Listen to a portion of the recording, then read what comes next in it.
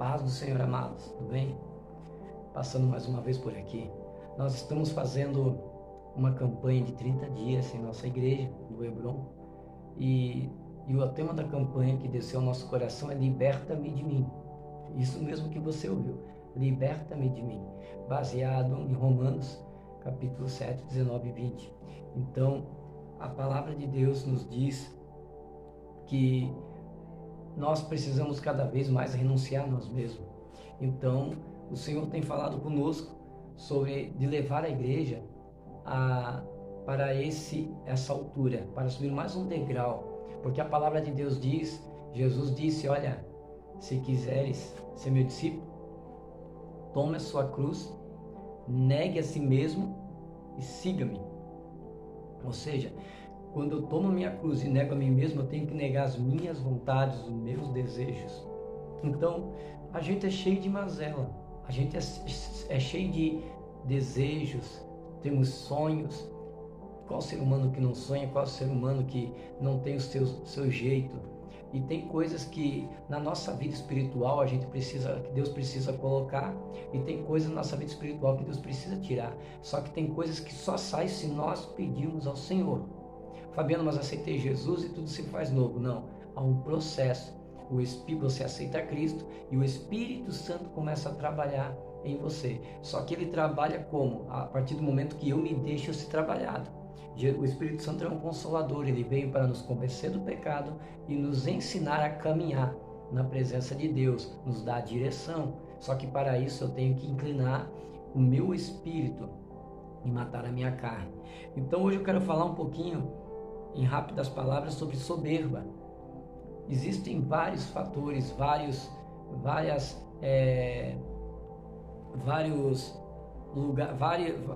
fatores, lugares que se encaixa o nome soberba. A soberba ela faz a pessoa ser arrogante. A soberba é o carro-chefe de todos os pecados, porque o soberbo ele acha que sabe mais que todo mundo. O soberbo ele não aceita conselho, ele não perdoa. O soberbo ele se acha melhor que todo mundo e ele não entende e ele sempre acha que sabe tudo. Então, Filipenses capítulo 2, verso 3, o apóstolo Paulo diz assim: nada façam por ambição egoísta ou por vaidade, mas humildemente considerem os outros superiores a vocês mesmos. O apóstolo Paulo está dizendo assim, olha, trata as pessoas como se eles fossem mais que você. Ou seja, desça a um degrau. Porque nós precisamos, muitas vezes, nós começamos a caminhar com Deus e o Senhor começa a nos usar, o Senhor começa a nos dar dons e muitas das vezes você vai ver pessoas, ou você já conheceu, ou você já está se identificando com aquela pessoa que só porque ela canta bem, porque ela prega bem, ela acha que é alguma coisa, quando na verdade ela não é. Então, quem é na vida dela é Cristo. Então a soberba sobe. Só que ela não percebe, porque ela é tão soberba que ela mesma não reconhece que ela precisa de Cristo. E é por isso que nós atraímos a presença da igreja para esses 30 dias de oração e jejum. Liberta-me de mim, porque nós precisamos nos libertar de nós mesmos. Precisamos nos libertar de toda soberba, de toda falta de humildade. Muitas das vezes, só porque Deus nos usa em revelação, a gente acha que somos mais que alguém. Só porque Deus nos usa para curar, a gente acha que é o preferido de Jesus. E não é assim que funciona. Nós não somos preferidos de Jesus, né? E muitas das vezes a gente acha que o resultado, só porque eu estou gerando um resultado bom, é porque Deus está na minha vida. Não, eu sempre falo na igreja que nós estamos ali cuidando, que nós não devemos andar segundo o resultado, porque existe uma árvore muito frutífera em Mateus 7:22, que tudo que colocava as mãos dava resultado. E quando Jesus, o agricultor, vai chegar naquele dia, vai falar para essa árvore: eu não te conheço, e essa árvore vai falar assim: mas Senhor, em teu nome eu preguei, em teu nome eu cantei, em teu nome expulsei demônio. E Jesus vai dizer: afastai-vos de mim, pois não vos conheço. Então, como é que pode um Deus poderoso, um Deus maravilhoso, um Deus que sabe todas as coisas, como é que esse Deus que dá os dons não conhecia esta pessoa. É uma das passagens que mostra que o orgulho pode levar o homem e a mulher a perder a salvação por causa da sua soberba, se apoiando nos seus talentos e na força do braço, achando que é Deus que está fazendo. Uma outra passagem também diz, Romanos capítulo 12, verso 16, diz assim: tenham uma mesma atitude um para com os outros, não sejam orgulhosos, mas estejam dispostos a associar-se a pessoas de posição inferior, não sejam sábios aos seus próprios olhos. Olha aí, o apóstolo Paulo mais uma vez falando agora com a igreja de Roma, está dizendo: olha, sejais amorosos, não sejam orgulhosos, mas estejais dispostos a abraçar os mais pobres.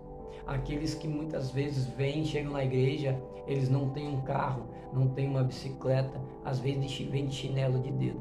E tem pessoas que só porque a pessoa não tem pouca, a outra, ela não está na mesma estatura, ela já deixa de lado. Já faz aquela panelinha na igreja. Eu só ando com fulano e com ciclano porque tem. Eu só não vou convidar fulano para ir para uma pizzaria porque elas nunca têm dinheiro. Seja você um abençoador, meu querido. Abençoe ela. Desça ao nível dela. Nem tudo gira em volta de si, da gente mesmo, né? Na verdade, nada gira em volta de nós mesmos, né? Então, o apóstolo Paulo está dizendo que está dando uma hora, está falando para a igreja de Roma: olha, igreja, desce. Sejamos humildes um para com os outros, sejamos amorosos um para com os outros. Nós precisamos orar a Deus, porque só o Espírito Santo trabalha isso no homem. Só o Espírito Santo consegue trabalhar no coração para derrubar toda soberba. Ainda que a palavra de Deus diz que Deus resiste ao soberbo. Então o pecado da soberba é um dos piores pecados, porque a soberba foi o motivo por qual que derrubou Satanás do céu. Ele ficou tão soberbo que ele queria ser semelhante a Deus. E esse foi o pecado dele. E muitas das vezes Deus levanta eu e você e nos coloca numa posição e a gente se acha na posição semelhante a Deus. Queremos ser respeitados por todo mundo, queremos estar certo a todo momento e não aceitamos a repreensão. Ficamos bravos quando as pessoas nos questionam, quando as pessoas nos fazem críticas construtivas, né? Então a falta de humildade e a soberba pode ser a ruína de todo o governo, pode ser a ruína de uma casa, pode ser a ruína de uma família, porque é onde tem um homem de Deus, uma mulher, um casamento, um homem de Deus, uma mulher de Deus que deixou entrar no seu coração a soberba, destrói o casamento, porque a mulher, se ela for soberba, ela não vai respeitar o marido e não vai ter ele como a cabeça. E o marido, como soberbo, não vai respeitar a mulher e vai pisar em cima dela. E o lar fica destruído, porque a soberba, ela mata a fé, ela mata a esperança e ela mata o relacionamento do homem para com Deus. Porque, como eu já disse antes, Deus resiste o soberbo. Segundo Coríntios, capítulo 10, verso 13, o apóstolo Paulo diz assim: nós, porém, não nos gloriamos além do limite adequado, mas limitaremos nosso orgulho à esfera da ação que Deus nos confiou, a qual alcança vocês, inclusive. Ele está dizendo aqui que a glória não é para ele, a glória é segundo a esfera da ação de Deus. É Deus quem faz. Eu prego, mas é Deus, é o Espírito Santo, é Cristo, é Deus que convence o homem do pecado.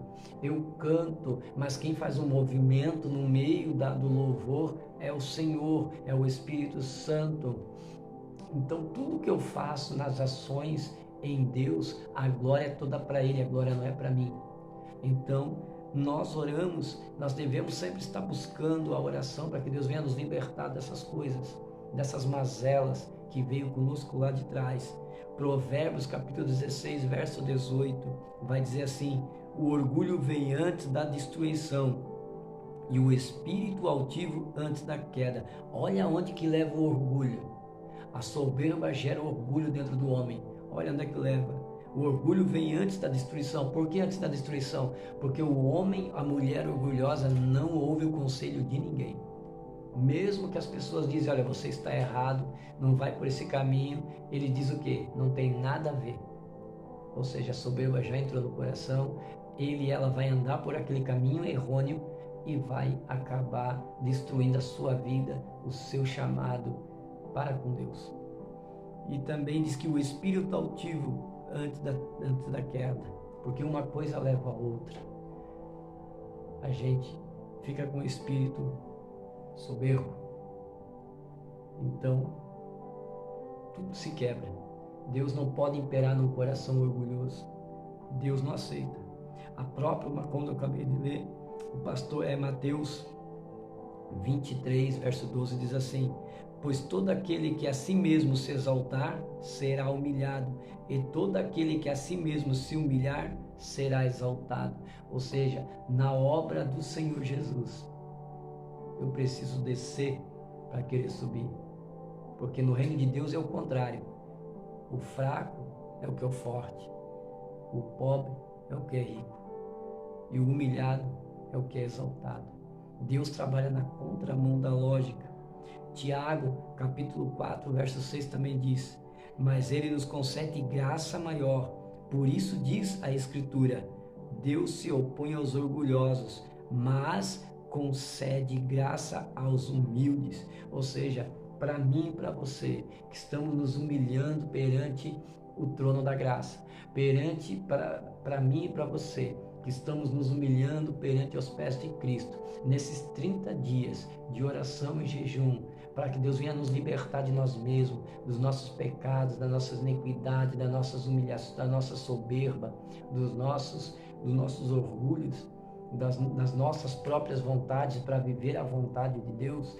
Para nós, Tiago escreve que Deus se opõe aos orgulhosos, mas concede graças ao humilde.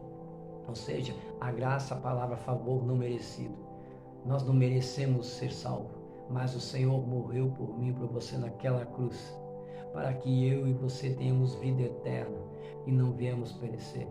Então que a graça do Senhor Jesus, que a consolação do Santo Espírito seja na tua vida, que você venha estar conosco nesses 30 dias, buscando, orando. Você que não é daqui de Joinville, você que é de fora, que você venha trazer para perto de você esse momento com Deus. Tire um tempo para com Deus. Eu sempre costumo dizer que tempo para Deus não se tem, se cria.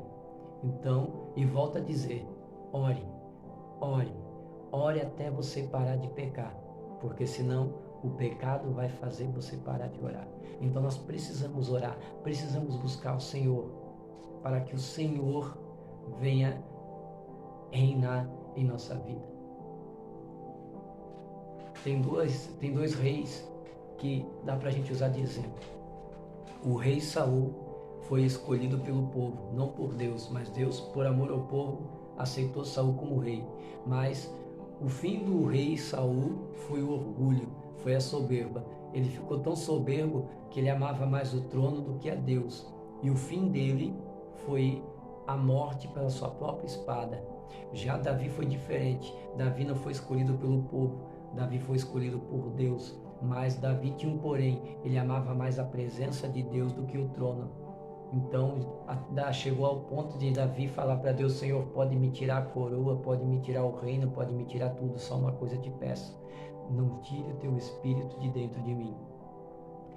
Davi amava mais a Deus do que o trono, e ele ficou com tudo, com a presença e com o trono.